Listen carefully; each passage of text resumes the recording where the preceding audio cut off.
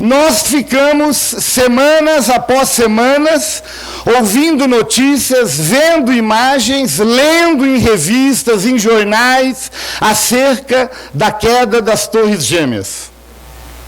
Isso envolveu emoção, porque quem não ficou pesado, com compaixão? E olha, entenda o que eu vou dizer, no bom sentido, se é que existe, né? Mas entenda o que eu vou dizer. A queda das Torres Gêmeas não teve nada a ver com a gente. Entenda o que eu estou dizendo. A menos que você tivesse algum parente, amigo, que estava na torre, no World Trade Center, naquela manhã, tem nada a ver comigo. Mas por que eu lembro? Depois de 18 anos, eu sou capaz de lembrar. Uau! Quando fala 11 de setembro, já desperta uma lembrança, porque teve emoção e teve repetição. Poderia te dar outros exemplos, estou te dando um. Agora, o que eu estou querendo dizer com isso? Pensa comigo. Você já pensou se você repetir e colocar coração na sua adoração? Para pensar comigo, o que seria um momento de louvor e adoração na igreja ou em casa? Ele seria, sem dúvida nenhuma, extraordinário. Sabe qual é o maior problema, às vezes, nosso, na maioria das vezes, é que a gente faz no piloto automático. E se não tem projeção, a gente já reclama. A gente faz, a gente não coloca coração. Estou falando em linhas gerais, espero que você esteja compreendendo o que eu estou falando, tá? A gente não coloca coração. A gente vê que no momento do louvor tem muita gente até andando, movimentando, desinteressada. Agora é o louvor, a hora da palavra a gente vai. Tem alguns, não aqui em Campinas, não, mas em Ribeirão tem gente que chega no meio do louvor, na hora do culto, você acredita? E o Danilo teve uma grande revelação recentemente, né, de que o povo é muito bíblico, né? Deus habita no meio dos louvores. Aí o cara chega no meio do louvor. O louvor começa às 9, ele chega às 9h30. Bom, se ele habita no meio dos louvores, eu vou chegar na metade. Não tem coração. Tem religiosidade, tem superficialidade. E aí, como é que quer potencializar? Como é que quer ser envolvido pela nuvem da glória? Como é que quer ter um nível de revelação extraordinário? A gente tem uma proposta aqui, perseverando em amor. Tem duas palavras muito fortes ali. Perseverança, que é o segredo da vida. Não adianta nada a gente começar bem, a gente viver bem e a gente acabar mal. É preferível começar mal, viver mal e acabar bem. Ou melhor, preferível é começa bem, vive bem e acaba bem. Esse é o ideal. Mas como ninguém viveu isso, só Jesus, então começa mal, vive mal, mas termina bem. É perseverança. Lucas fala, é na vossa perseverança que vocês ganharão as vossas almas. Você ganha a sua alma por causa de Jesus, mas você precisa perseverar.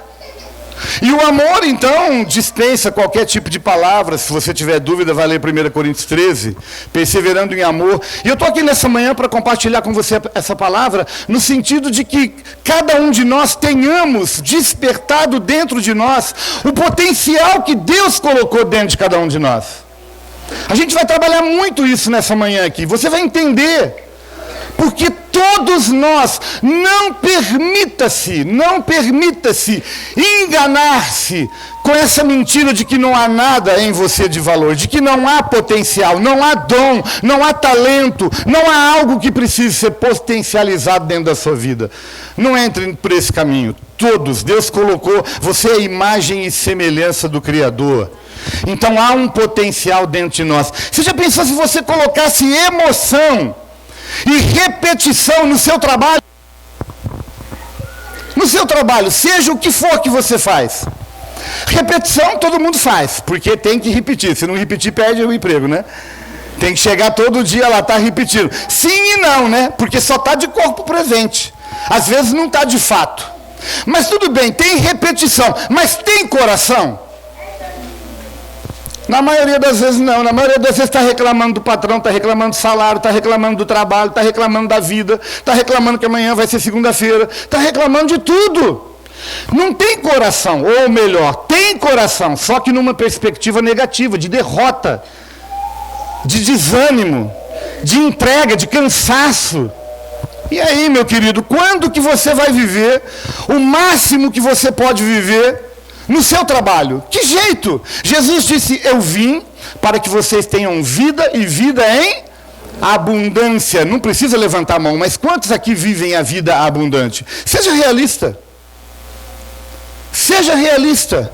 Quantos vivem uma vida abundante? Se eu fizer essa pergunta para qualquer pessoa aqui, é possível que a maioria vá dizer assim, bem, eu vivo. Agora, na maioria das vezes, essa resposta vai ser vista como uma perspectiva. Se eu perguntar, sua vida vai bem, ele vai responder no casamento, às vezes. Ou no trabalho, profissional, financeira, saúde. Mas ele não vai falar o que está mal. Ele vai falar o que está melhor. E quando você fala, não, vamos ver então, você está bem? Está bem no trabalho, finança, relacionamento, vida social, espiritualidade, emocional, coração, pensamento, está tudo bem? Aí você vê que está uma tragédia. Na maioria das vezes. E eu estou falando do que eu sei, não estou falando do que eu acho. É fato. Faz esse scan, que fala, né? Escaneia a sua vida. Corpo, alma, espírito, e vê se está tudo bem. Então nós precisamos colocar repetição, precisamos colocar emoção. Você já pensou se você colocasse no seu casamento repetição e emoção? Até no casamento a gente entra no automático. Pode ver. A gente entra. A gente orou, a gente jejuou, a gente buscou a Deus para casar e casou. Passou um ano, esse entraste de marido, esse entraste de mulher. Não é assim, na maioria das vezes é assim. A gente faz de tudo para casar. E aí a gente vai perdendo a repetição. A gente vai perdendo o coração. O coração deixa de estar naquilo ali. E olha, querido, quando a gente coloca coração, quando a gente coloca emoção, quando a gente coloca sentimento, prazer, alegria, e a gente repete aquilo todo dia, experimenta viver esse desafio, 21 dias de amor dentro da sua casa. 21 dias sem crítica, 21 dias sem reclamar, 21 dias de perdão, 21 dias de elogios, 21 dias de gentileza. Eu tenho certeza de dizer que muitos aqui, se não a maioria, era mais fácil fazer jejum de comida. É mais fácil ficar 21 dias sem comer do que ficar 21 dias sem crítica. Isso é uma tortura.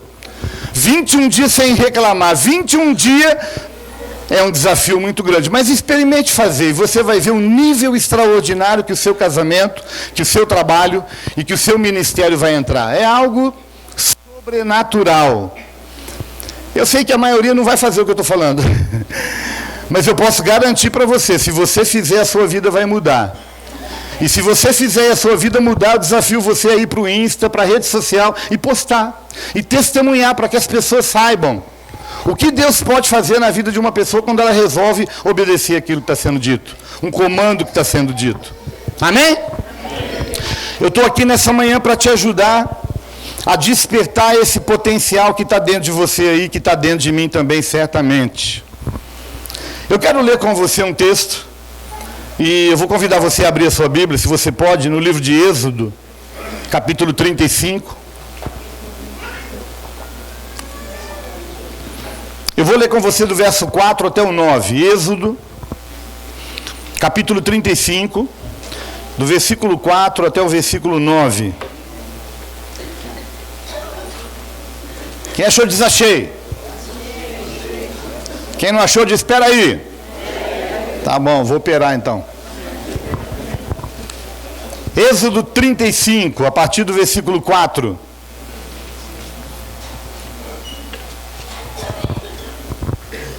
Ó, amém, achou. Glória a Deus. Eu vou ler. Se você não achou, preste atenção, depois você pode ir conferindo. E depois eu deixo, inclusive, essa palavra aqui para vocês de forma escrita e vocês podem desenvolvê-la da maneira como acharem mais conveniente. Olha o que o texto diz, olha, disse mais Moisés a toda a congregação dos filhos de Israel: esta é a palavra que o Senhor ordenou, dizendo: tomai do que tendes uma oferta para o Senhor, cada um de coração disposto, voluntariamente a trará por oferta ao Senhor ouro, prata, bronze, estofo azul, púrpura, carmesim, linho fino, pelos de cabra, peles de carneiro tintas de vermelho, peles finas, madeira de acácia, azeite para iluminação, especiarias para o óleo da unção e para o incenso aromático, pedras de ônix e pedras de engaste para a estola sacerdotal e para o peitoral. Amém. Esse texto é um daqueles que às vezes a gente está fazendo aquela leitura anual e a gente pula. Sabe aquele texto chato assim que a gente não entende nada e fala, meu Deus do céu, conhece o Kiko? O que eu tenho com isso? Não entendi nada aqui, pula esse texto. Eu não sei se você é como eu sou mais ou menos assim, você está lendo a Bíblia, aí está lá, fulano gerou ciclano, que gerou ciclano, ai meu Deus do céu, pula esse negócio aqui, porque vai começar aquela linha de genealogia, eu não entendi nada, mas eu espero que o Espírito Santo ilumine o nosso entendimento nessa manhã, e a gente entenda com profundidade algumas verdades que são tão claras nesse texto, que às vezes a gente passa tão desapercebidamente dele. Uau, coloca na rotação certa, né? A gente passa tão por cima assim, mas tem tanta riqueza, especialmente no versículo 5. Daqui a pouco eu vou descer com você mais fundo aqui nessas verdades, e elas vão nos ajudar a despertar esse potencial que está dentro de nós. Amém? Mas antes disso, eu preciso compartilhar com você algumas verdades que para mim são imprescindíveis e nós precisamos compreender. Não adianta nada a gente se propor aqui a construir algo, a levantar uma construção, um edifício sem cuidar do fundamento, sem cuidar da base.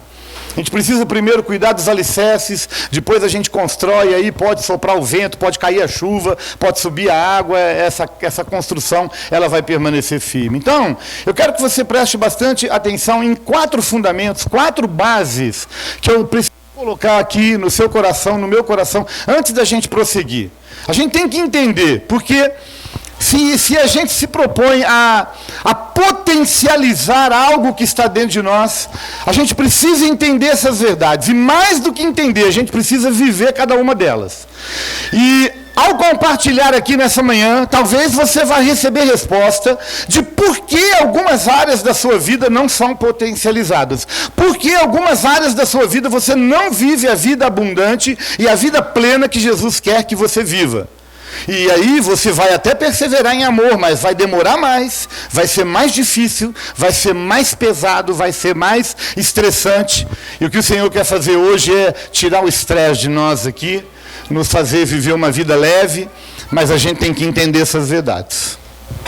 E essas verdades são, em primeiro lugar, se você quer potencializar aquilo que existe dentro de você, que foi colocado pelo próprio Deus, e que até a própria natureza se incumbiu de escolher você para ter em você esse potencial, essa característica. É tremendo, né? Quando a gente olha daqui, faz 30 anos que eu olho a igreja aqui do púlpito assim, né? Faz 30 anos que eu sou pastor. A gente vê assim a riqueza, a diversidade, a diferença de um para com o outro. É impressionante. Mas cada um tem um potencial.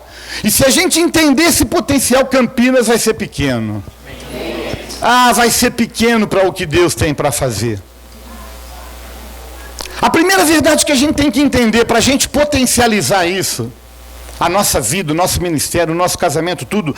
A primeira verdade é que eu preciso de um líder que me ajude. Você pode repetir comigo? Diga, eu preciso de um líder que me ajude. Querido, não existe líder, ou melhor, eu vou corrigir, não deveria existir líder que não está debaixo da liderança de uma outra pessoa. quando eu falo que não deveria, é porque em 30 anos de ministério eu já vi muitos líderes que não se submeteram à liderança de outros líderes, que se fizeram donos dos seus ministérios, donos do seu próprio nariz, donos da sua vida e começaram a percorrer uma rota de desvio. Uma rota de, ao invés de potencializar, na verdade, minimizou aquilo que estava dentro dele. Queridos, nós precisamos de um líder. Todo líder precisa de um líder. Todo pastor precisa de um pastor. Todo profissional precisa de alguém que esteja acima dele, para ser referência, para ser inspiração, para ser autoridade sobre a vida dele. Quando nós começamos a percorrer esse caminho de independência, autonomia, eu faço do meu jeito, eu faço do jeito que eu quero, a gente está começando a percorrer a rota do desvio. Não funciona. Não vai ter essa vida plena. Não vai ter esse potencial despertado, potencializado. Não vai viver a excelência que Deus chamou para viver. O texto começa dizendo: Moisés trouxe uma direção a todos os filhos de Israel. Deus havia colocado Moisés como líder daquele povo. E olha que aquele povo era um povo grande. Era um povo que nós teríamos muita dificuldade de reunir numa igreja. Era muita gente, eram milhares e milhares de pessoas. Mas o texto começa dizendo: Moisés trouxe uma palavra para todos os filhos de Israel. Deixa eu falar uma coisa para você, querido. A palavra que eu estou trazendo aqui nessa manhã, na condição de Moisés, não é para um determinado grupo de pessoas, não é para um determinado grupo de líderes. A palavra que eu estou trazendo é para toda a igreja, é para todas as pessoas. E eu estou usando como exemplo essa palavra que está sendo ministrada hoje, mas eu poderia usar a palavra que é ministrada todo domingo na igreja, ou seja, na célula, ou na casa de paz, enfim, onde você estiver reunido, você tem que entender que a palavra que está sendo dirigida naquele lugar é uma palavra que está vindo de um líder. Só que o maior problema nosso, quando eu falo nosso, eu falo do brasileiro, o maior problema nosso é se sujeitar a um líder. O maior problema nosso é ser liderado. A maioria de nós aqui temos os nossos traumas, as nossas decepções com quem exerceu a autoridade da nossa vida. Nosso avô, nosso pai, nossa mãe, nosso patrão, nosso professor, enfim. A maioria de nós temos sérios problemas com liderança. E eu posso garantir que um dos maiores desafios que a gente tem é ser liderado. Mesmo quando a gente se coloca debaixo da liderança de alguém, é difícil quando vem aquela direção que a gente não concorda. Porque quando vem aquela direção que a gente concorda, a gente tira de letra. É fácil. Mas quando vem aquela que a gente não concorda, que se a gente estivesse sozinho, a gente faria diferente. Que se eu tivesse na condição de decidir, só eu faria diferente. É aí que vai ser provada a nossa capacidade de ter um líder sobre nós. Então, querido, o primeiro conselho que eu preciso te dar nessa manhã é que para a gente potencializar todo esse dom, talento, esse poder que há dentro de nós, nós precisamos de ter um líder.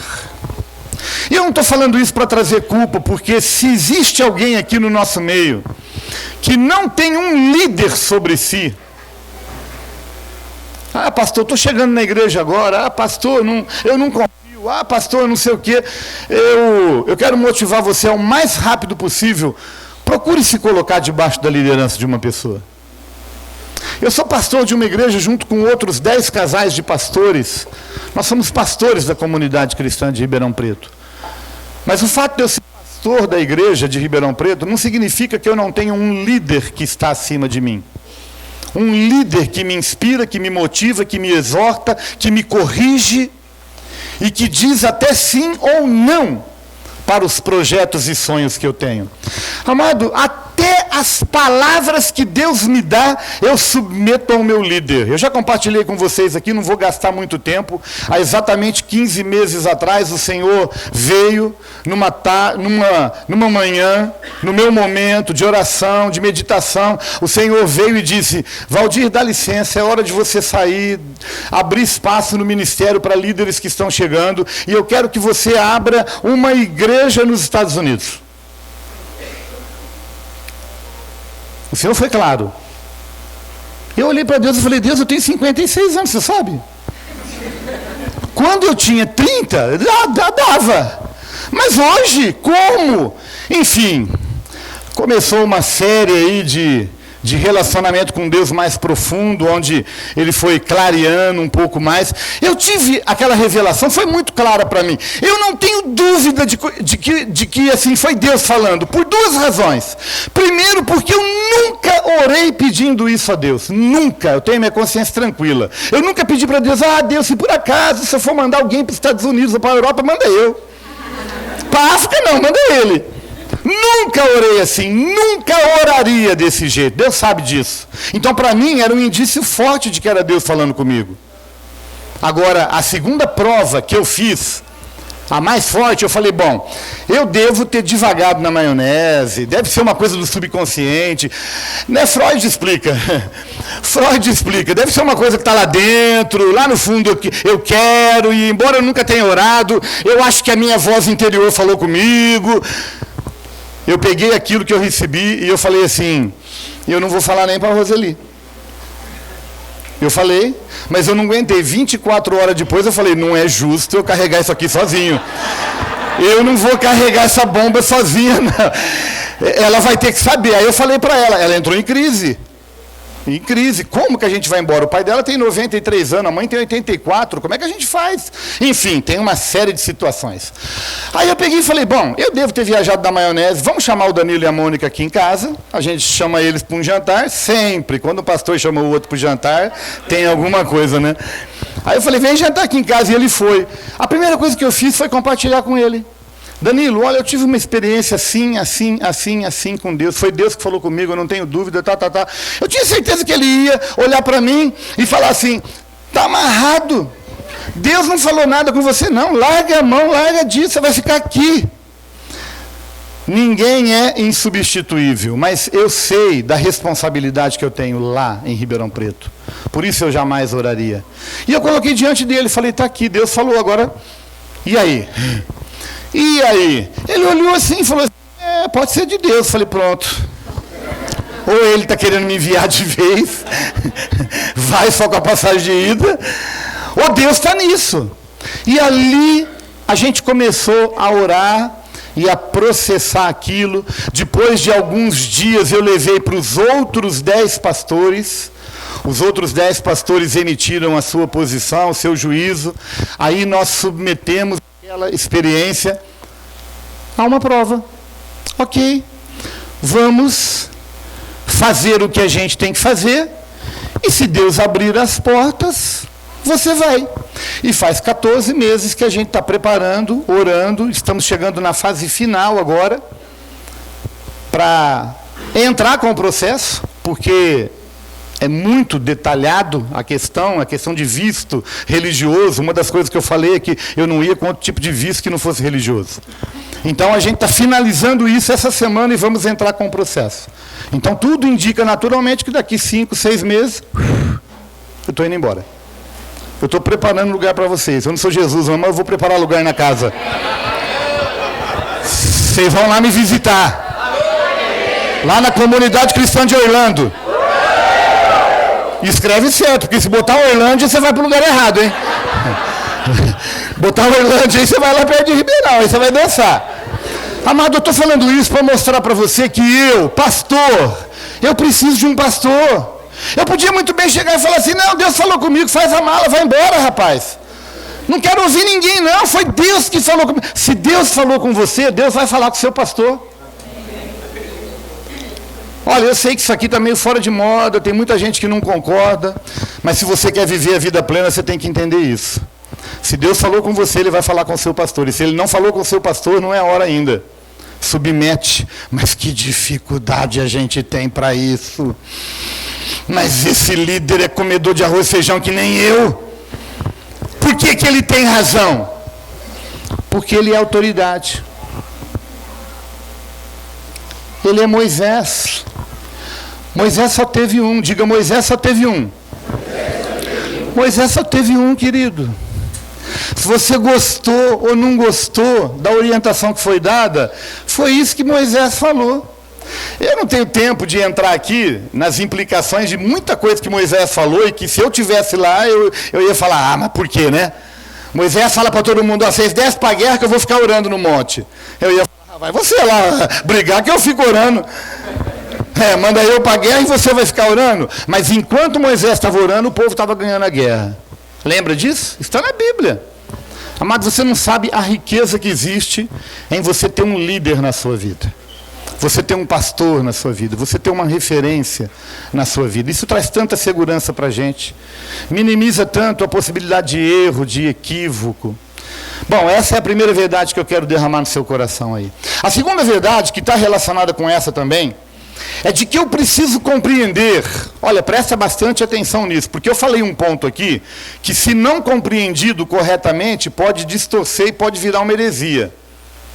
E eu vou corrigir, eu vou deixar claro para você compreender o que eu estou querendo dizer. A segunda verdade é, eu preciso compreender que a direção que o meu líder está dando é resultado do seu relacionamento com Deus e está de acordo com a palavra de Deus. Eu vou repetir. Difícil de copiar, né?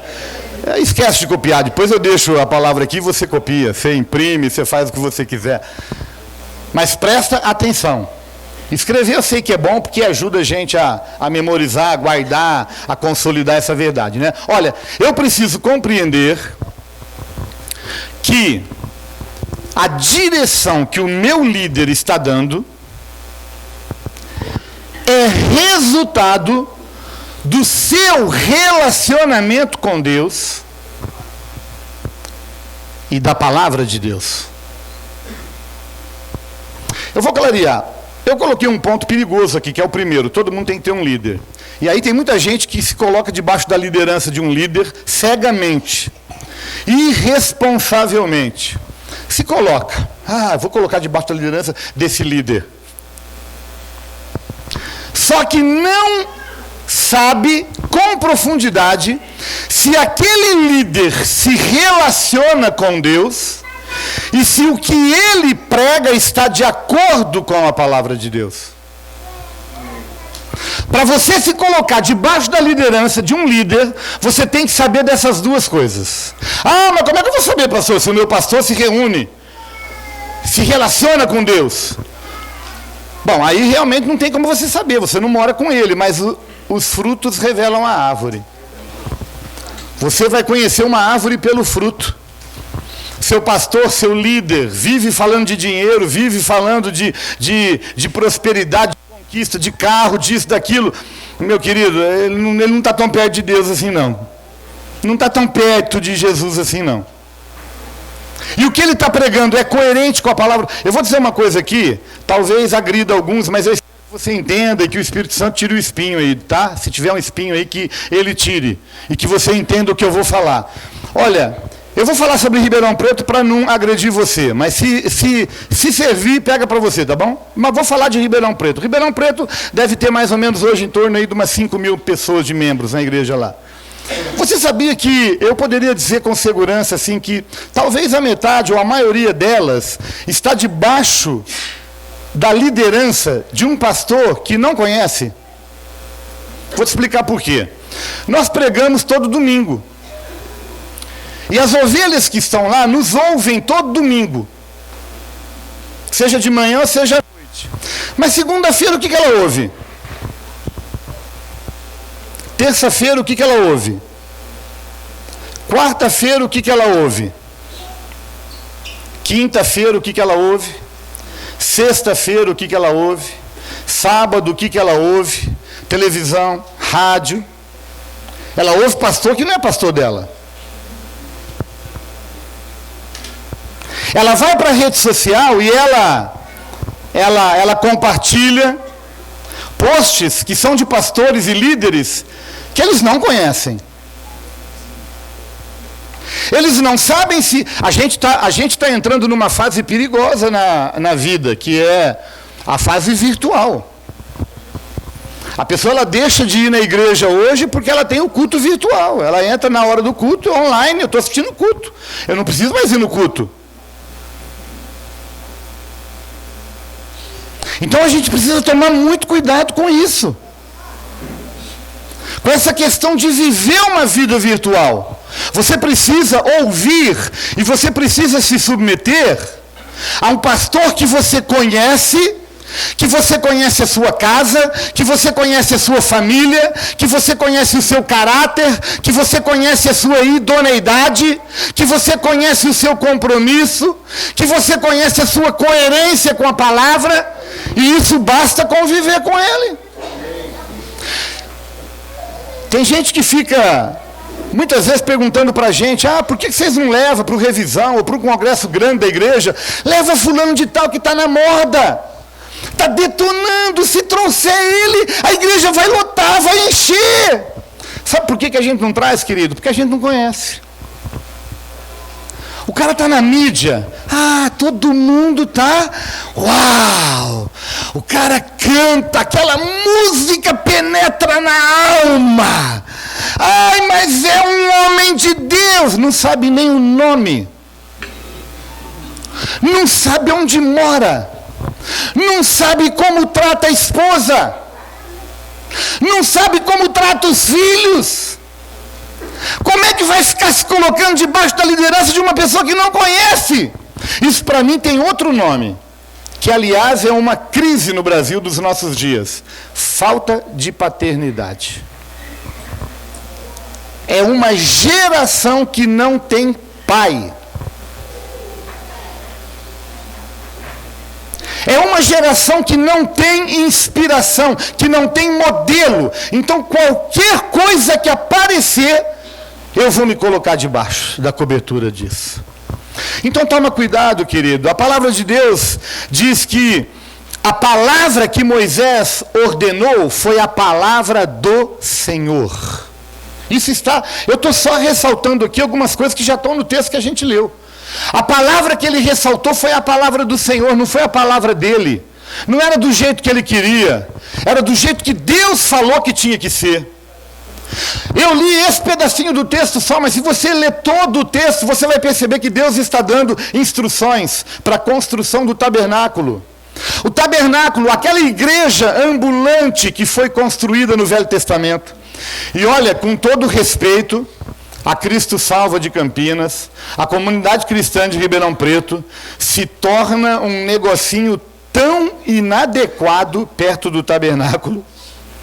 É um negocinho tão insignificante. A gente entra às vezes lá, né? No templo da Cristo Salva de Campinas, né? Uau! Eu que vi aquilo ali do terreno até hoje, a última vez que eu entrei ali que eu vi os vidros, eu falei, meu Deus! Uau! Não é? Mas se você visse o tabernáculo, você ia falar assim, que é a Cristo Salva? Aliás, eu acho que é por isso que chama Cristo Salva, Cristo nos salva. Estou falando da Cristo Salva, mas estou falando da comunidade cristã também, é a mesma coisa. A gente entra e a gente fica, uau, mas o tabernáculo... Agora, por que foi uau? Porque foi do jeito que Deus queria. Quem deu aquele projeto, quem deu as dimensões, quem deu as orientações do material que tinha ser trazido para compor cada peça, cada utensílio, foi o Senhor quem deu. O Senhor é que disse, diga ao povo, traz isso, traz isso, traz isso, traz isso, traz isso, traz isso. Agora vai levantar costureira, vai levantar ourives, vai levantar isso, aquilo, aquilo outro. Você vai trabalhar no potencial que está dentro de você. Faça o melhor para o Senhor, faça o melhor. E a hora que a gente olha para o tabernáculo, uau!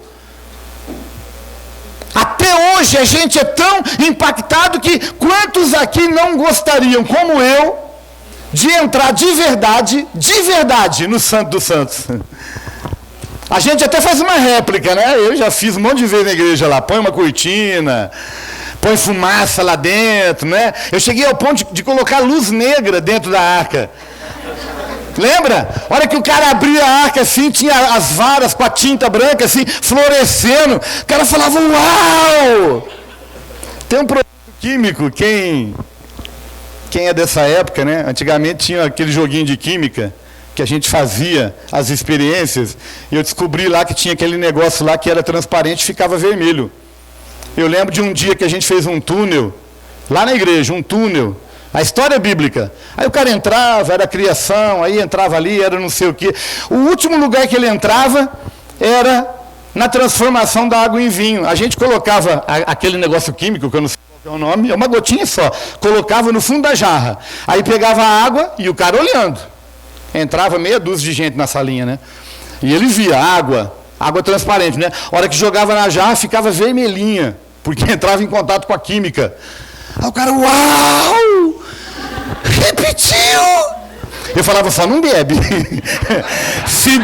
Essa aqui não vai dar para beber, porque se beber vai dar problema. A gente tenta reproduzir, mas olha que atmosfera. Porque foi feito do jeito que Deus queria. Então, fechando esse ponto, olhe se o líder que você está debaixo, ele tem relacionamento com Deus, e o que ele está mandando fazer está de acordo com o que a palavra de Deus diz. Porque tem muito líder hoje de Facebook, de televisão, de rádio, mandando as pessoas fazerem coisas que não têm nada a ver com a palavra de Deus. E se você tem dúvida, procure o seu pastor. Procure o seu líder. O problema é que fica chato, né? Procurar o Vilela quarta-feira e falar, Vilela, então eu estava ouvindo o apóstolo fulano de tal, e ele falou isso. O Vilela ainda é uma mãe, né? Deus o abençoe, né? Porque se vier falar comigo, eu falo assim, vai perguntar para ele, sua anta. Você não decidiu ouvir ele, vai perguntar para ele agora, mas o Vilela não vai fazer isso nunca, né? É uma agressão para o Vilela, né? O Vilela vai falar assim, ô meu amado, o apóstolo é uma bênção, um homem de Deus, mas aí começa, né? Eu não dou conta disso não, então você nem vem falar comigo, vai falar com o Vilela, porque eu já vou com os dois pés no peito mesmo. Ah, vem perder meu tempo agora, você ficou ouvindo porque você quis, ou aí eu vou perder tempo agora de ter que te explicar o que o outro falou? Ué, não fui eu que falei? Como é que eu vou explicar? Vai perguntar para ele. Ah, mas não dá para perguntar para ele. Foi porque você se colocou debaixo da cobertura dele. Quando você foi ouvir, você disse assim, ó, eu quero a tua bênção aí, apóstolo. Quem tem ouvidos, ouça.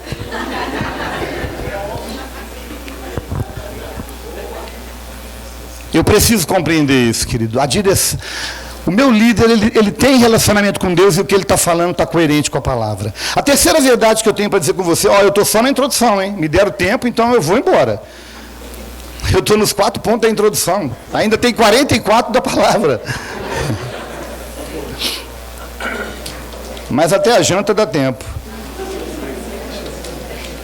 É brincadeira, viu? Eu vou falando isso aqui, a pessoa já vai entrando em desespero, né? Vai uma coisa assim. Fica tranquilo.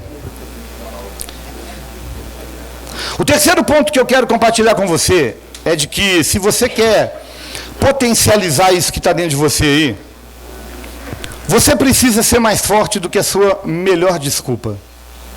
Você pode repetir comigo? Diga assim, eu preciso ser melhor. Eu preciso ser mais forte do que a minha melhor desculpa. Gente, eu precisaria, sem exagero, de um fim de semana para falar sobre esse assunto. Mas eu não tenho tempo. Então eu só vou jogar semente. Porque é impressionante que o que impede a maioria de nós de vivermos a vida abundante são as nossas desculpas. Eu tenho descoberto isso. Por exemplo, eu tenho esse desafio de falar inglês e é um sonho antigo que eu tenho e eu já comecei, parei 300 vezes e e não chego no fim. E eu descobri esses dias que eu tinha uma desculpa muito forte, né? Eu não tenho tempo. O que a maioria, né? Não tem tempo. A pessoa quando me procura, eu já vou com a desculpa. Eu não tenho tempo. 2, tudo que é sistemático na minha vida não funciona. Tipo assim, que dia vai ser a aula? Quarta e sexta, não posso. Terça e quinta, não posso. Só sábado, não posso. Por quê? Porque tem terça que eu estou viajando, tem quinta que eu estou viajando, tem sábado que eu estou viajando, eu não sei quando eu vou estar viajando. Então, como é que eu vou assumir com você todo sábado vir aqui? E você sabe que faltou uma aula igual parar a dieta. Parou a dieta, haja segunda-feira para recomeçar. E Deus ainda dá 50 e pouca segunda-feira para tentar recomeçar. E eu já vou com as minhas desculpas. Essa semana eu fui levado a fazer uma tarefa. Eu fui levado. Tinha um líder sobre mim e ele falou assim, vamos trabalhar em cima da sua agenda. Agenda. Bota aí no papel, na caneta aí. A hora que você acorda, o que você faz, que hora que você sai para o trabalho, que hora que você volta. Coloca aí. E eu fiz. A gente tem que fazer, tem um líder, né? Eu fui fazendo, a gente não mente.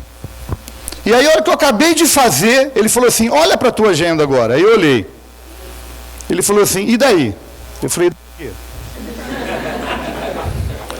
Ele falou assim, o que você entende disso aí? Eu falei, eu entendo que eu sou irresponsável. Ele falou, verdade? Por quê? Eu falei, porque eu tenho no mínimo 5 horas por dia que eu perco. Não estou fazendo nada. 5 horas por dia. Ah, como é que você descobriu isso? Eu olhei lá, né? Acordo tal hora, saio tal hora, volto tal hora. Aí eu vi o dia que eu vou para academia lá, né? Vou começar segunda, viu, gente? Brincadeira, já comecei, faz 3 meses. Aí eu olho lá, vou para academia, 10 horas. Que hora que eu volto? 11. Bom, 11 horas não dá tempo de fazer nada. Então a gente fica sem fazer nada até meio-dia e meia, que é a hora do almoço. Aí meio-dia e meia, hora do almoço. Eu perdi 1h30. Eu estou falando de mim, mas eu sei que eu estou falando de você também. Você pode rir, mas é verdade. Faça a sua agenda e vê se você não vai achar tempo. Então essa desculpa de que eu não tenho... por que você não abre a casa de paz? Não tenho tempo. Não tenho qualificação. Não tenho sabedoria. Não tenho... Por que você não muda de casa? Não tenho dinheiro. Por que você não vai lá visitar o pastor Valdinho em Orlando? Não consigo, não tenho dinheiro, não posso. Desculpa. É desculpa. Eu vim falando isso com o Lucas. Para pensar comigo, Arnaldo. Para só para pensar. Olha só como essa questão de dinheiro é forte. E a maioria de nós vivemos uma vida miserável. Se eu chegar para você, Arnaldo, e falar assim, Arnaldo, eu preciso que você coloque na minha mão, até meio-dia hoje, 20 mil reais, cara. Eu preciso colocar. Eu preciso desse dinheiro. Na maioria das vezes, eu sei que o Arnaldo tem dinheiro sobrando, então ele vai lá no quarto, pega e traz. Eu peguei o exemplo errado aqui, né? Mas na maioria das vezes, o que o Arnaldo vai falar? Eu não tenho. Como é que eu vou conseguir 20 mil reais? Cara, eu gostaria muito de te ajudar, Valdir, ter uma aliança contigo. Mas, cara, não dá, não tenho. Era isso que ele ia falar, e a maioria, se não todos. Certo? Apaga a cena, volta para outra agora. Eu sou um médico, aí chego para o Arnaldo e falo, Arnaldo, é o seguinte, eu sou um médico, estou com o resultado do seu exame, e eu tenho uma má notícia para te dar, e uma boa. A má notícia é que você tem 7 dias de vida, não tem jeito. Domingo que vem, uma hora dessa, já foi.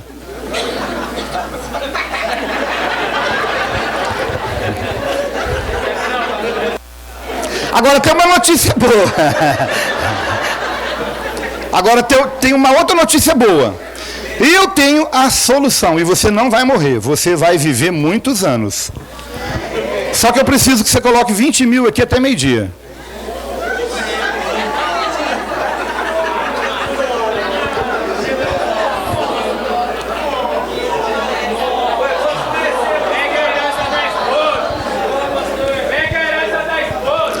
O que você faria? O que você faria? O quê?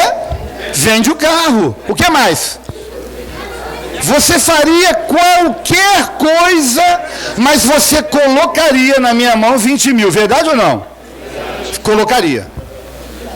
Eu não duvido disso, você colocaria. Não tenho dúvida, qualquer pessoa colocaria. Hoje, em menos de uma hora, colocaria. Por quê? Porque eu trato a situação não é na perspectiva do quanto custa, é na percepção do quanto vale. Quanto vale? Quanto vale uma vida? Quanto vale 10 anos a mais de vida? Quanto vale um casamento restaurado? Quanto vale uma pessoa que chega para você hoje e diz assim: naquele dia que você me abordou para falar do amor de Deus, eu ia me matar. Quanto vale? A gente trata as coisas na perspectiva do quanto custa e não do quanto vale. E a gente precisa parar com isso e a gente precisa pensar quanto vale. Quanto vale uma vida? Quanto vale uma salvação? Quanto vale uma restauração? Quanto vale uma libertação? Sabe por que a gente não vive a vida plena e abundante? É porque a gente está escorado nas nossas mais profundas, fortes desculpas. Eu não posso, eu não consigo, eu não sei falar, eu não tenho dinheiro, eu não consigo, eu não vou chegar lá, eu, e por aí vai. Pode olhar. Eu tenho sido desafiado, nesses últimos meses eu tenho sido desafiado. Eu tenho procurado fazer coisas que eu não faria naturalmente. Tem sido difícil, são gigantes que eu preciso vencer. Mas eu tenho vencido um por um. Ah, faz isso. Não, isso aí eu já faço, né? Faz aquilo. Ixi, aquilo é complicado para mim, mas eu vou fazer. E eu vou e faço, porque eu preciso vencer as minhas desculpas. Quais são as suas desculpas? Quais são as suas mais fortes desculpas? Só você pode responder, eu não posso responder para você. Se você quer viver esse potencializar, você precisa vencer as suas maiores desculpas. Sabe por que eu estou falando isso? Você deve saber tanto quanto eu que Deus libertou um povo que estava escravizado no Egito por 430 anos, diz a Bíblia. 430 anos sofrendo, escravizado, pesado, estressado. Era assim que o povo viveu. Até que Deus, por mão poderosa, libertou o povo do Egito e levou ele para a terra prometida. Você conhece a história, eu não vou me delongar tanto aqui. O povo sai do Egito e vai para a terra prometida. Uma viagem que poderia levar 40 dias a pé, levou 40 anos. Tem as suas razões e a Bíblia explica por quê. O fato é que, naquele caminho do deserto, não tinha shopping center. Não tinha delivery, não tinha loja de conveniência, não tinha posto Ipiranga. Não tinha nada disso. Por que eu estou falando isso para você? Porque Deus chega para esse povo escravizado e diz para ele assim: eu quero que vocês tragam ouro, prata, bronze, linho, só nata, hein? Só nata. Ele não pediu latão, não. Ele não pediu lata de óleo usada, não pediu copo de requeijão. Foi isso, não. Ele pediu ouro, ele pediu prata, ele pediu bronze, ele pediu linho, ele pediu pele de animais, ele pediu madeira de acácia, ele pediu coisa de valor. Por quê? Porque o povo tinha para dar. Existe algo dentro de você, querido, eu estou falando sem demagogia nenhuma, assim, eu posso ver tanto potencial dentro de você, que às vezes você não consegue ver.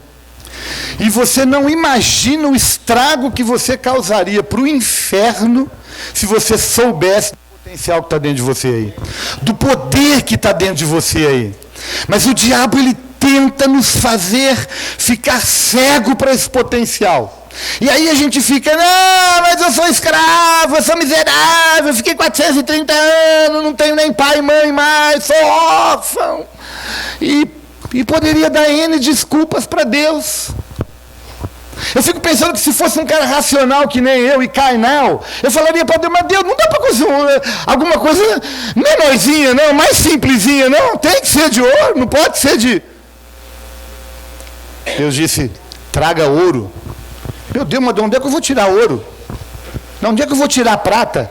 De dentro de você. Dentro de você tem ouro. Dentro de você tem prata, dentro de você tem bronze, dentro de você tem linho. Você só precisa despertar isso e colocar para fora. Amém? Amém? A quarta verdade e última da introdução é que eu preciso valorizar a diversidade. Repete comigo, diga, eu preciso valorizar a diversidade. Diga diversidade. Amado, há uma riqueza na diversidade. Hoje nós temos 30 anos caminhando juntos, pastores, em Ribeirão Preto, e é impressionante a gente olhar hoje para a característica de cada pastor que compõe o presbitério daquela igreja. E eu fico pensando, meu Deus do céu, se fosse 11 Valdirs, já não tinha mais igreja. Já tinha acabado há muito tempo. Gente, eu não sei nem fazer etiqueta de crachá de encontro. Nem isso eu sei fazer.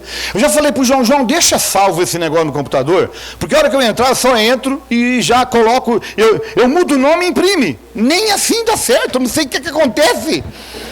O trem sai tudo torto. Eu tenho que chamar alguém para imprimir e falar, meu Deus do céu, eu não tenho jeito para esse negócio. Aí você vai olhando assim para a característica que cada um tem. Isso é uma riqueza. É uma riqueza. Eu poderia entrar por tantas nuances aqui, né? Eu vou falando, vai surgindo um monte de ideia na cabeça, né? Porque no casamento é assim, sabia? Geralmente, a gente casa com o oposto. Você já deve ter descoberto isso na marra. Quando você casou, você achou que você tinha achado a pessoa perfeita, né? Lua de mel já descobriu que tem nada a ver, os opostos são opostos. Sabe por quê? Porque Deus gosta de diversidade. Já pensou a casa que todo mundo gosta da mesma coisa, a mesma cor, a mesma comida? Jesus Cristo, uma semana era divórcio. Não muda o menu, não muda a cor. Aí, mulher corintiana. Bom, vamos mexer numa área aqui meio complicada, deixa para lá. Vamos dar sequência. A diversidade não chega nesse nível. É brincadeira, mas para pensar comigo, ó. Olha só a diversidade: ouro, prata, bronze. E eu sei que na cabeça do brasileiro, quando você fala ouro, prata e bronze, ele já pensa primeiro, segundo, terceiro lugar. Não é? Não é só do brasileiro não, de muita gente, né? Aliás, brasileiro acho que nem pensa isso, porque raramente chega no ouro, né? Mas tudo bem, deixa para lá, isso aqui também é outro trauma. Mas é ouro, prata, bronze, é linho, é diversidade, gente.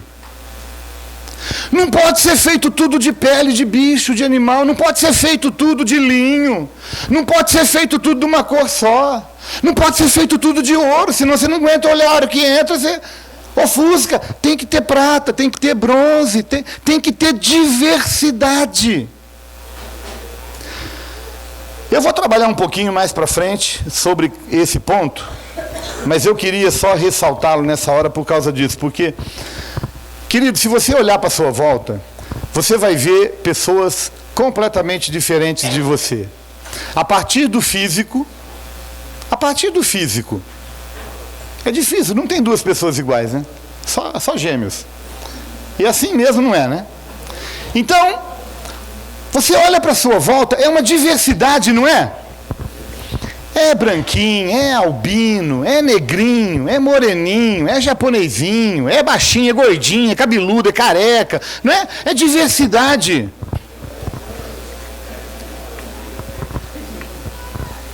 Gente, se eu entendesse essa chave, o mundo muda. O mundo muda. Ninguém é melhor do que ninguém. Nós somos diferentes uns dos outros. Ninguém está certo ou está errado. Deus nos criou à sua imagem e à sua semelhança e colocou um potencial. O potencial que Deus colocou na minha vida, Ele não colocou na sua. E talvez nunca vá colocar. Mas em contrapartida, o que Ele colocou na sua vida, Ele não colocou na minha e talvez nunca vá colocar. Por que Ele faz isso? Porque Ele quer que eu dependa de você e você dependa de mim. Sabe qual que é o problema? O problema é que quando a gente começa a olhar para o outro com a diferença na perspectiva errada, a gente começa a competir.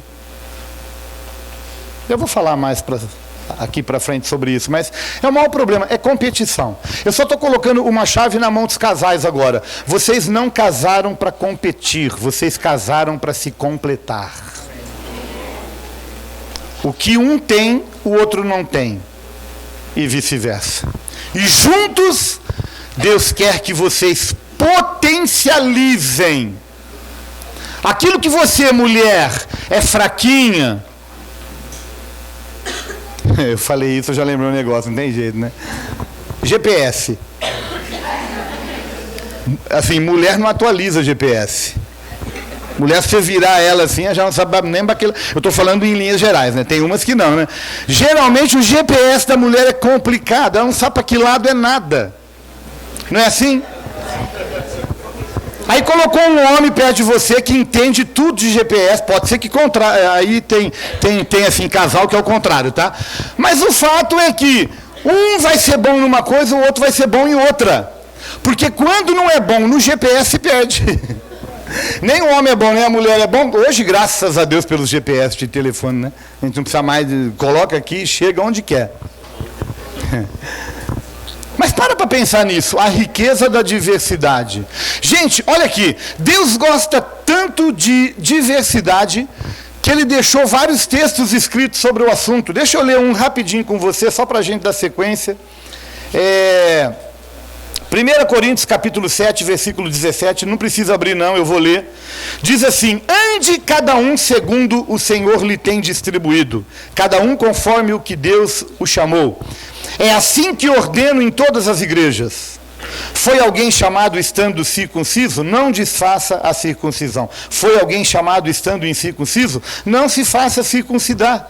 A circuncisão nada é, a incircuncisão nada é, mas o que vale é guardar as ordens de Deus. Cada um permaneça na vocação em que foi chamado. Foste chamado escravo, não te preocupes com isso. Mas se você pode tornar-te livre, aproveita a oportunidade, porque o que foi chamado no Senhor escravo é livre, e o que foi chamado livre é escravo. Por preço fostes comprados. Não vos torneis escravos de homens. Irmãos, cada um permaneça diante de Deus naquilo em que foi chamado. É um capítulo só, capítulo 12 da Bíblia, mas tem tantos outros textos que falam sobre a riqueza da diversidade. Começa a compreender que no casamento, no trabalho, no ministério, na célula, na igreja, Deus colocou pessoas diferentes umas das outras, não para competirem, mas para se completarem e poderem oferecer a Deus um culto extraordinário. É isso que Deus quer. Não fica aquele que dança julgando aquele que não dança, aquele que não dança julgando aquele que dança, aquele que fala em línguas julgando aquele que não fala, aquele que não fala julgando aquele que fala.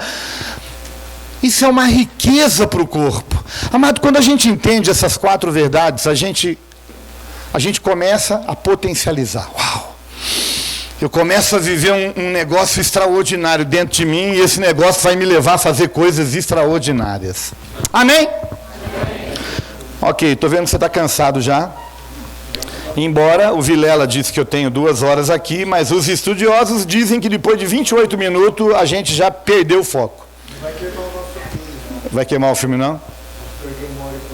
Vixe. Bom, segundo a neurociência, vocês são doidos. 28 minutos, a glicose já começou a destruir a atenção que você tem, acabou. Tua mente já foi embora. 28 minutos. Com um pouquinho de unção de Deus, você aguenta 1 hora. Mas aí chega 1 hora e Deus fala assim, não dá mais, filho. Agora é por tua conta. Não tem nada a ver com o Vilela, com o Arnaldo, não, né? Porque, assim, quando a gente tem... Aqui ninguém tem hora, né? Ninguém tem hora. Então, sim, pra que preocupar com hora? Né?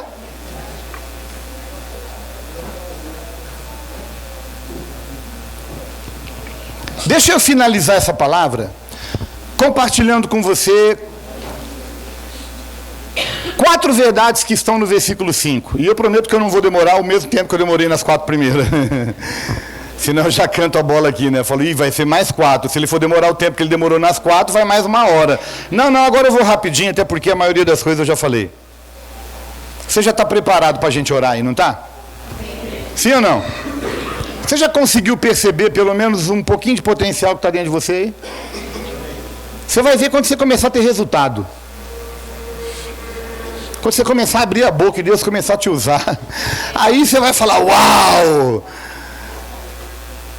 O versículo 5 diz assim, tomai do que tendes uma oferta para o Senhor, cada um de coração disposto, voluntariamente, atrará por oferta ao Senhor. Eu quero compartilhar com você 4 posturas que a gente tem que ter para a gente viver essa potencialização aí, daquilo que está dentro de nós. Primeira verdade, eu preciso tomar do que eu tenho. Eu preciso tomar do que eu tenho. O texto diz, tomai do que tendes. Tomai do que tendes. Deus nunca vai pedir para ninguém o que aquela pessoa não tem. Nunca. Deus vai pedir do que você tem. Toma do que você tem. E olha, eu vou colocar agora uma chave financeira para o seu casamento. Na sua mão. É uma chave. Se você vivê-la, você vai viver uma vida plena e extraordinária. E se você não vivê-la, você vai entender por que você não está vivendo essa vida extraordinária, porque você não está cumprindo com o básico. A chave que eu vou colocar na sua mão é a seguinte, olha, é a revelação do ano, hein? Anota aí. É a revelação do ano, hein?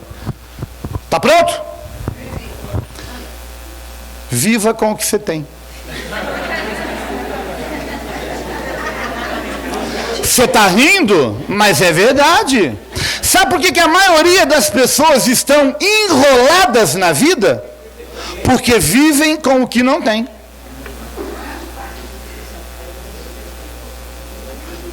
Sabe por que a vida plena não chega nunca e nunca vai chegar na sua vida? Pode fazer campanha, pode vir o apóstolo, pode vir o pastor, pode vir o semideus, pode vir quem for. Pode vir até Deus, pode vir, não vai resolver. Por quê? Porque você está vivendo com o que você não tem. Quer viver uma vida extraordinária? Coloca como alvo, eu vou viver com 80% do que eu ganho. 20% vai ser a minha reserva. Você não vai ter crise, você não vai ter problema, não vai ter batida de carro, não vai ter nada vai te atrapalhar. Você colocar 20%, guarda ali. Fala, eu vou viver com 80%. Sabe qual que é o problema? A gente quer viver com o que a gente não tem. A gente ganha 1.000 e a gente gasta 1.300. E a gente acha que se a gente ganhasse 2, a gente resolveria o nosso problema. Não é verdade, porque se você ganhasse 2, você gastaria 2.500. Aí você fala, não, mas se eu ganhasse 5, conversa, você vai gastar 6. Ah, pastor, mas tem salário de executivo, né? Se eu ganhasse 100 mil reais por... Quem quer ganhar um salário de 100 mil reais por mês aí? Além de mim, eu quero. Eu quero. Cara, Deus só vai te dar um salário de 100 mil se você aprender a viver com 80%. Porque se Ele te der 100 mil, você vai gastar 120. E não adianta ficar olhando para mim com essa cara de que onde é que eu vou gastar isso, porque você acha. Acha, eu tenho certeza que acha. Cara, aquela roupa que eu comprava no Torra Torra, eu não vou comprar mais. Não. Agora eu não vou, agora eu vou, sei lá, fala o nome de uma loja chique aí. Aqui, Brás, o quê? Vou comprar no Brás. Eu com 100 mil vou no Brás, rapaz, eu nem passo lá. Que mal? Ah, o Brás, cadê o Brás? Não, não é esse Brás não, é o outro Brás. Fala o nome de uma loja chique aí. Outlet Premium, Outlet, tem até o nome bonito, né? A gente fica tão assim que se perde a hora que entra lá, né? Não sabe pra onde vai. Pois é, vai lá. Se você compra aquele blazer de R$200 pela internet, você vai pagar agora 10 mil de um blazer. E não adianta me olhar com essa cara de que não vai, porque vai. Você não vai cortar o cabelo no bairro lá, que uma panelinha aqui, corta do lado, é R$10. Você não vai. Não vai. Gente, só muda o endereço. Só muda o endereço. Quer viver a vida plena? Quer viver? Viva com 80%. É uma chave. É uma chave que a gente não usa. Que a gente não dá conta. Porque a maioria de nós queremos viver de aparência. A gente quer viver de aparência. A gente quer chegar no carrão. A gente quer morar no bairro, na casa. A gente quer passar férias na Disney, sei lá onde. A gente quer... é isso que eu quero. Se você ganha dinheiro, você quer ir no... Como é que é o nome daquele circo? De Soleil. Eu, quando era criança, o circo do Biriba, lá perto, na esquina de casa, um cirquinho. Quem é de Ribeirão sabe do Biriba. Um cirquinho lá. Um cirquinho miserável, que era uma tenda. Não era nem uma lona, era uma tenda. Ai, que felicidade. Eu fui no circo do Biriba. Hoje vai no circo de Soleil. É um segredo que eu estou colocando na sua mão. Agora, você use do jeito que você quiser. A gente ri, brinca, descontrai. Mas cada um tem a vida que merece. Cada um tem a vida que merece. Não adianta fugir dessa verdade. Eu sei que depois dessa, acho que vocês nunca mais vão me chamar. Também eu vou estar longe e vai ser difícil voltar mesmo. Então hoje eu rasgo o coração. Eu estou vendo umas carinhas olhar bravo para mim assim, falar assim, eu te mato a hora que sair daqui. Por isso eu estou avisando, a hora que você fechar o olho para orar, eu já estou indo embora. Os pastores vão orar por você e eu e o Lucas vai vazar. Eu estou falando sério, cada um tem a vida que merece. Eu sei que isso agride, porque tem muitos que estão falando assim, pastor, mas meu marido me agride. Se você viver lá dentro, você vai entender por que ele te agride. Cada um tem a vida que merece. Se você vive num aperto financeiro difícil, reveja as suas finanças, reveja as suas prioridades, reveja o estilo de vida que você está vivendo. Aí você vai ver. O que Deus pediu foi o que tinha. Eu quero que você tenha. Querido, tem tanta coisa que a gente poderia tratar aqui, mas o tempo não permite. Eu já falei sobre competição, sabe? A gente olha, eu particularmente, eu sou um cara assim, apaixonado nas meninas que dançam. Eu sempre fui. O Lucas sabe disso, a Nádia lá sabe. Eu sou assim, acho tremendo, acho lindo. O guarda-roupa delas, então, maravilhoso, né? A roupa, assim, meu Deus, cada coisa excelente, cada vez vai melhorando mais. Eu acho lindo. Mas se você botar eu para dançar, cara, vai ser uma tragédia. Agora, eu sei que tem muito homem que dança com excelência. O que eu estou querendo dizer é que Deus está pedindo o que você tem. O que é que você tem? Você dança com excelência, você toca com excelência, você canta. Você é porteiro da igreja com excelência, porque você pensa que não, mas para ser porteiro de estacionamento tem que ter dom. Eu fui para Rio Preto, há 3 anos atrás, numa conferência, os caras que estavam olhando o carro no estacionamento me constrangeu. De tanto amor e tanto carinho. O cara está lá, ele perde o culto, passa frio. A turma reclama, eu sei o que, o Lucas sabe o que quem cuida de estacionamento passa lá. Porque o cara chega lá da carteirada, eu boto o carro onde eu quero, eu faço o que eu quero, ninguém manda em mim, vou parar aqui mesmo. Ah, mas aqui não pode, mas você vai parar aqui, quem manda em mim? e bate. Só muda o endereço. Só muda o endereço. Mas tem que ter um potencial dentro, porque, cara, se fosse comigo, nem estacionamento tinha. Estou falando verdade. Se dependesse. Eu já votei no presbitério. Acaba com esse negócio. Mas vai deixar na rua. Problema de quem deixar na rua. Mas vai roubar. Problema de quem roubar. Gente, é sério. Passa uma noite lá no seu estacionamento da igreja. Vai lá cuidar. Vai cuidar das crianças lá uma noite. Vai lá. É lindo ver aqui, né? Louvor, que bonito, que perfeição. Vai lá ensaiar com eles lá até 11 horas da noite. Vai lá ralar, vai lá decorar a letra. Vai lá. Você. Ele está falando. Ele está falando.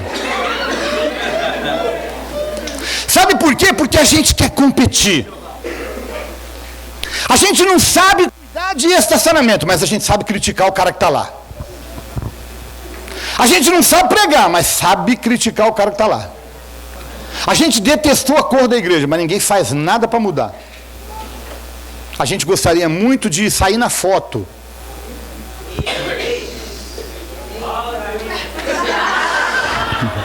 Eu estou achando que foi de Deus eu ter vindo aqui hoje de manhã. Viu?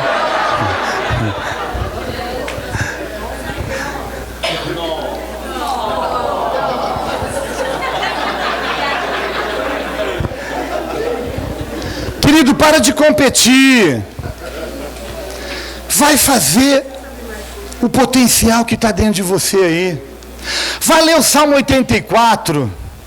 Prefiro estar à porta da casa do meu Deus do que habitar nas tendas da perversidade. É melhor ser porteiro no céu do que garçom do inferno. Essa fluiu agora, foi até sem graça, né? Você viu que foi sem graça, né? Fluiu, já começou a entrar na carne, que vamos parar, viu? Para de competir. Para de ficar olhando e querer tocar, querer pregar, querer orar, querer cantar, querer fazer isso, fazer aquilo. Vai fazer o que tem aí dentro de você de melhor, para você fazer de melhor. Aí, sabe por que a gente não vive essa vida extraordinária, esse potencial? Porque o cara que está cantando, às vezes, não devia estar cantando. Que se alguém falar, fala Deus, a coisa vai pegar, hein? Você viu que agora ninguém falou nada, né? Só pensou. Deus sabe. Mas estou falando sério. Às vezes tem gente que está ali insistindo, quer cantar, quer tocar. Querido, não tem condição. Vai estudar um pouquinho mais. Vai melhorar essa voz aí, porque não dá. Eu estou falando de coisas, eu fico pensando no pastor Zé Mauro, lá em Ribeirão Preto, né? Ele sempre tem que fazer, aqueles que chegam e falam assim, pastor, eu canto pra caramba, eu canto, eu sou demais. E ele sempre fala assim, manda um vídeo pra mim. Aí o cara manda o vídeo, né? Segundo vídeo ele é chamado, segundo vídeo ele não é chamado. Mas tudo bem. Tem gente que chega lá e jura assim, eu canto muito, pastor, é muita unção. Aí eu fico pensando assim, se fosse eu, ter que julgar. O Zé Mauro senta aquele jeitinho dele todo. O Zé Mauro, ele é diplomático demais da conta, né? Ele senta, ele ouve, aí ele vem depois e fala assim, então, irmãzinho, irmãozinho, é bom você fazer um curso. É bom você estudar. Depois que você estudar, depois de um tempo, você volta, aí a gente vai. Se sou eu já chego e falo assim, Justus, lembra do Justus? Demitido! O cara sai de lá e nunca mais quer ver louvor da igreja. Ainda bem que não sou eu. Glória a Deus. Aleluia. Depois você pergunta qual parte que eu sou responsável da igreja. Para nunca passar. Para de competir. Vai fazer o que Deus chamou você para fazer. O que é que tem de melhor em você? Se precisar de ajuda, a gente ajuda a descobrir o que tem de melhor. Raramente a gente vive com aquilo que tem. E por fim, raramente a gente demonstra a espiritualidade que de fato a gente tem. Raramente a gente demonstra a espiritualidade que a gente tem. Eu já falei isso aqui, não aqui em Campinas, lá na igreja, mas vou repetir. A maioria das pessoas passam a maior parte do seu tempo tentando convencer as pessoas de que elas são o que elas não são. A maioria das pessoas passam a maior parte do tempo tentando convencer as pessoas de que elas são o que de fato elas não são. Porque aqui na igreja, no acampamento, no culto, é uma coisa. Na escola, na internet, no escuro, é outra, completamente diferente. Espiritualidade a gente não mede assim no... Seria muito bom que para os pastores houvesse um espiritômetro na igreja. A hora que entrava, media. Os caras aqui estão com 20%, então volta. Vai melhorar a tua espiritualidade, depois você volta, senão você vai comprometer aqui. Porque a gente pensa que a igreja, né, a casa é consequência aqui da igreja. E aí eu sei que tem muitos que já pensam, não, mas tinha que deixar entrar, porque melhorando aqui, melhora em casa. Melhora em casa que melhora a igreja. O caminho é o contrário. A gente acha que o que a gente recebe na igreja, a gente vive em casa, mas na verdade que o que a gente recebe em casa e vive em casa, a gente reflete na igreja. É muita semente para um dia só, né? Meu Deus do céu, é tanta coisa aqui que eu vou... Bom, a primeira verdade é essa, toma do que você tem, não toma do que você não tem, não. A segunda verdade é depois que você entender o que é que você tem de potencial aí dentro de você, se você tiver dúvida, o Espírito Santo vai te ajudar hoje, a gente vai orar. Quando você concluir, chegou nisso, é isso que eu tenho aqui, entrega como oferta. Entrega como oferta. O que é que você tem de melhor dentro de você? Entrega como oferta. Eu já falei isso também lá na igreja, numa palavra que eu ministrei. Você lembra? Os caras passaram a noite toda pescando. Não conseguiram pescar peixe nenhum, lembra? A hora que eles voltam decepcionados, Jesus fala, não, volta lá, joga do lado certo. Né? Pedro fala, não, eu vou, jogou, pegou tanto peixe. Quando eles chegam na praia, o que eles fazem? Deixam todos os peixes. É incoerente, o cara passou a noite querendo pescar. A hora que ele pescou, ele larga os peixes. Por quê? Porque você só encontra o propósito da vida quando você é capaz de entregar aquilo como oferta para o Senhor. Eu passei a noite pegando peixe, mas eu vi que esse peixe aqui eu vou comer, mas amanhã eu vou ter que voltar a pescar. Então, larga o peixe aí, vamos seguir Jesus, ele é o pão da vida. E eles foram seguir Jesus. Quando você descobrir o que é que está aí dentro, entrega como oferta. Não fica para você, não. Ah, não, vou guardar para mim, não, eu vou melhorar, não, eu vou entregar em outro lugar, não. Entrega aqui, entrega agora, entrega já. Você vai ver como é que você vai viver uma vida plena. Você vai ver o culto ficar extraordinário, maravilhoso, porque você está dando o seu melhor como oferta. Eu estava no penúltimo dia do nosso revisão, a Luma, quem estava lá no penúltimo dia do revisão, sábado? Quase a metade, né? Ok. A Luma subiu para cantar e ela, assim, a música que eu mais conheço da Luma é Quebra o Vaso. Já quebrei tantas vezes o vaso, né? Você também.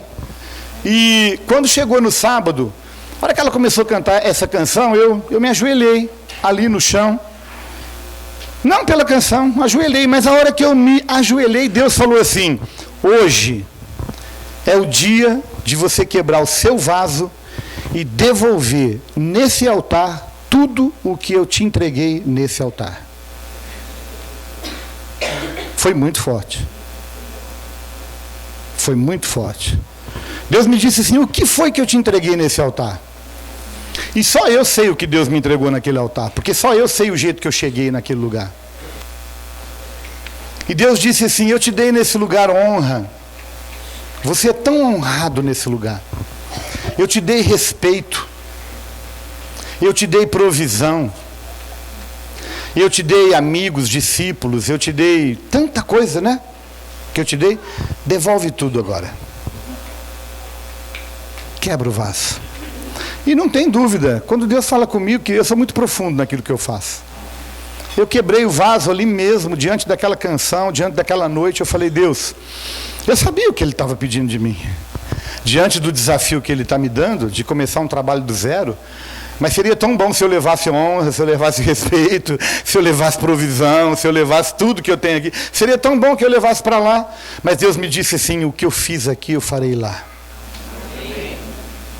Só que você precisa entregar. E eu entreguei. Naquele sábado eu me derramei diante de Deus e eu entreguei tudo ali. O que Deus está pedindo para você e para mim hoje é exatamente isso. Quebre o seu vaso. Entregue o seu potencial para Ele. Entregue como oferta. Porque quando você fizer isso, você vai conhecer o poder da grande pesca, da pesca milagrosa, da multiplicação dos pães, do milagre, do sobrenatural, do extraordinário. Amém? Amém. Terceiro lugar. Agora eu vou rapidinho, a gente já termina para finalizar. Se os músicos, inclusive, quiserem vir aqui, vocês têm 3 minutos para pensar na música.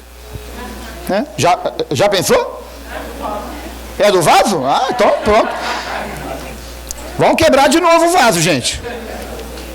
Eu só espero que você não cole depois, viu?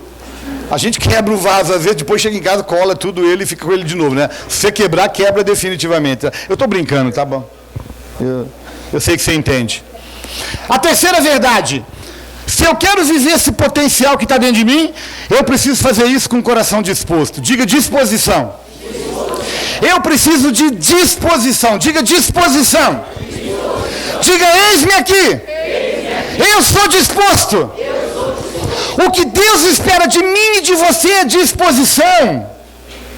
Você precisa ser uma pessoa disposta. Sabe o que é uma pessoa disposta? É uma pessoa que está pronta. Ah, eu não vou ainda me preparar, eu não vou ainda. Não, eu estou pronto. Uma pessoa que trabalha, a pessoa que trabalha é bombeiro, ele sabe que em serviço ele precisa estar pronto. Porque a sirene vai tocar a qualquer momento. Pode ser 1, 2, 3, 4 da manhã, ela vai tocar. E se ela tocar, ele... Você já pensou? Se tocasse, ele... 4 horas vai pegar fogo, não tinha outra hora para pegar fogo. Ele não, ele tem que estar pronto. Pronto. E dependendo o som, ele sabe se é incêndio, se é salvamento, afogamento. Ele sabe o que é. Porque você já pensou? Toca a sirene, o cara está pronto, mas chega lá com a mangueira, é afogamento? Aí vai tentar laçar o cara na mangueira? Não dá. Você tem que ir com o instrumento próprio. A hora que ele ouve, opa, é incêndio, é afogamento. Esse tipo de material, ele já vai porque ele está pronto. O que Deus quer é isso de nós, é prontidão. Ele fala, faça isso prontamente, traga como oferta prontamente, não fique esperando o outro fazer. Se você está percebendo que um pregador está precisando de água, eu vou dar esse exemplo porque não cabe aqui, então não agrido ninguém. Se você está vendo que alguém está precisando de um copo d'água, levanta e leva. Por que você está esperando que o outro faça? Levanta você, cata um copo d'água e traz. Se você está vendo uma necessidade na igreja, faz acontecer. Eu tenho ouvido uma frase que tem mudado a minha vida, tem mudado mesmo, porque eu era uma pessoa que eu esperava as coisas acontecer. E ultimamente eu tenho feito as coisas acontecer. Tem uma frase de um irmão lá de Fortaleza, que diz assim, tem poder quem age, não tem nada a ver com Bíblia, viu? Mas ele diz assim, tem poder quem age, mais poder quem age fazendo a coisa certa, e poder extraordinário quem age fazendo a coisa certa no tempo certo. Eu vou repetir, e você vai decidir o que você quer. O que você quer? Você quer ter poder? Você quer ter mais poder? Ou você quer ter poder extraordinário? Responde para você. Não precisa responder alto. Então vamos lá, tem poder quem age, ok. Se você quer poder, age. Porque se você não agir, você não vai ter poder. Tem poder quem age. Tem poder quem faz acontecer. Tem poder aquele que não fica esperando as coisas acontecerem. Ele faz acontecer. Esse tem poder. Tem mais poder quem age fazendo a coisa certa. Porque agir fazendo a coisa errada também não adianta.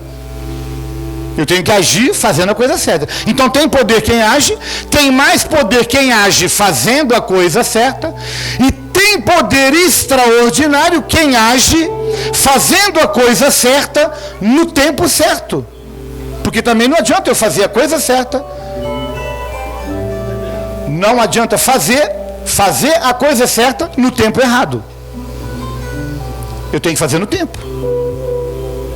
Eu posso ser uma pessoa de ação, fazer a coisa certa, entrar no caminhão de bombeiro com a mangueira, mas chegar lá 3 horas depois que eu fui chamado. E eu não fiz na hora certa. E por isso eu não provei do extraordinário. Então, se você quer poder, você quer mais poder ou você quer poder extraordinário? Decida o que você vai fazer hoje. Você vai só agir? Você vai agir fazendo a coisa certa? Ou você vai agir fazendo a coisa certa no tempo certo? E por último, para a gente finalizar, além da disposição, eu preciso de voluntariedade. Diga voluntariedade. Voluntariedade. A igreja evangélica no Brasil dos últimos dias, ela tem perdido uma riqueza chamada voluntariedade. Eu estou falando em linhas gerais agora, e eu também acredito que Campinas, São Paulo, seja como Ribeirão Preto. A igreja, ela tem perdido o conceito de voluntariedade. E eu falo isso como quem já está no ministério há mais de 30 anos. Eu falo isso sem peso nenhum, que quando eu comecei, aliás, eu passei a maior parte do meu ministério pagando para ser pastor do que sendo sustentado pela igreja. A maior parte. Hoje você vê o pessoal assim, eu quero ser pastor lá da igreja. Eu quero ser pastor da comunidade cristã de Ribeirão Preto. Aí você fala para ele, vai ser então lá na obra que está abrindo em Cravinhos, uma cidade. Não, lá eu não quero não, eu quero ser pastor aqui, porque quando ele fala eu quero ser pastor, ele está olhando para o dinheiro. Quanto que eu vou ganhar? Quanto que eu vou ganhar para trabalhar lá no estacionamento? Quanto que eu vou ganhar para cozinhar? Quanto que eu vou ganhar para lavar o banheiro? Quanto que eu vou ganhar, pastor, para pintar a igreja? Quanto que eu vou ganhar para servir no ministério com as crianças? A gente às vezes não fala, mas a gente demonstra que o que a gente quer é isso. E a gente está perdendo o segredo da voluntariedade. Eu tenho falado para o meu filho que mora fora do Brasil, eu tenho falado para ele, meu filho, sirva onde você está, de maneira voluntária. E ele começou a fazer, de uma maneira que eu nunca vi. Ele começou a servir voluntário. Está sendo voluntário. E o tempo passou, e não passou muito tempo não, pouquinho tempo. A igreja chamou ele e falou assim, nós queremos dar uma oferta para você. Todo mês, pelo trabalho que você tem feito, com zelo, com dedicação. Sabe, queridos, os verdadeiros líderes e pastores da igreja nascem depois de mostrarem que o interesse deles é o voluntariedade, é o voluntarismo, voluntariado, obrigado, voluntariado, é o voluntariado. Está faltando gente voluntária, está faltando gente desinteressada,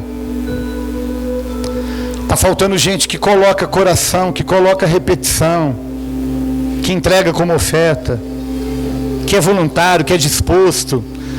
Queridos, é tão fácil viver a vida extraordinária. É tão fácil perseverar em amor. É tão fácil viver a vida plena.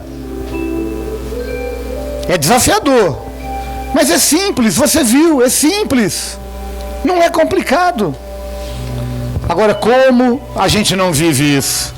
E não vivendo isso, a gente não vive essa vida extraordinária. Vamos ficar em pé? Vamos orar.